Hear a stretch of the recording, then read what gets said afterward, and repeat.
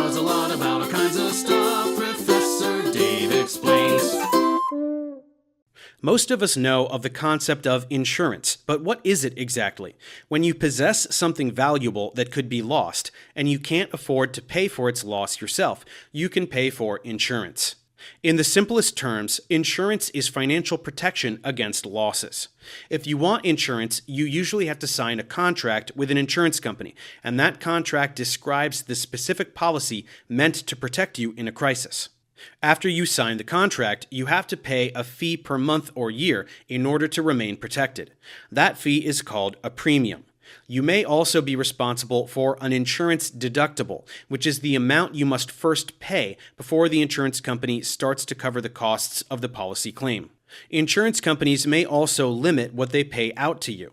A policy limit is the maximum monetary amount that an insurance company will pay out in relation to a claim.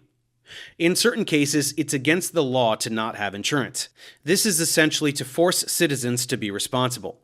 The minimum insurance one gets is often called liability insurance.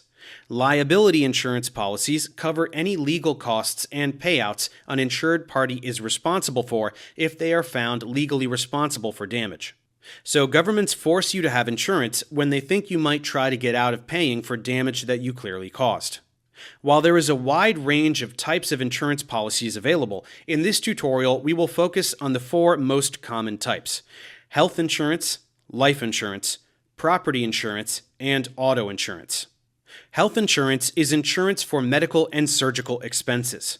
Because medical and surgical care is often necessary in order to stay alive, it is incredibly important, but it can be expensive. In addition to monthly premiums, policy limits, and deductibles, health insurance plans often require co-insurance and co-pays. Co-insurance is a percentage of healthcare costs that the insured must pay even after they've met their deductible. A copay is a fee that the insured must pay for certain services such as doctor visits and prescription drugs. Often the consumer can save money on their monthly health insurance premiums by enrolling in a high-deductible health plan. However, that can be quite risky if there's an accident, as the insured would be responsible for paying a large amount of money before their insurance benefits kick in. Because healthcare costs have skyrocketed in recent decades, and because most people view healthcare as a right instead of a privilege, citizens in most developed countries have agreed to make healthcare a public good. Most developed countries have a version of universal healthcare coverage, which is a healthcare system in which all residents of a particular country are guaranteed access to healthcare, regardless of income. Life insurance is insurance for the loved ones of the insured in case they were to die. When you sign a life insurance contract, you describe your loved ones as beneficiaries. If you were to die, whoever you named as a beneficiary would receive the policy's face value, or death benefit. Generally, the higher the life insurance premium you pay, the higher the face value of the policy. In addition, the older you are, the higher the life insurance premium you pay, as it is assumed that you are more likely to die. The insured can often choose between term life insurance and permanent life insurance. Just like the names imply, term life insurance lasts a few years, while permanent life insurance stays in force for the insured's entire life, unless the insured stops paying premiums. Property insurance is insurance for your most valuable property. Typically, it covers damage that results from certain natural disasters, theft, or vandalism. The most common type of property insurance is homeowners insurance, but many also have renters insurance, flood insurance, or earthquake insurance. With homeowners insurance, not only is your home protected, but also your personal belongings inside your home. One common example in which homeowners insurance comes into play is if your home was to catch on fire. If fully insured, you would get money to repair the house or purchase a new one, and additional money to replace the lost possessions that were in the house. Auto insurance is insurance for cars, trucks, motorcycles, and other road vehicles. Why do we need auto insurance? Automobile crashes are the most common cause of accidental death in the world.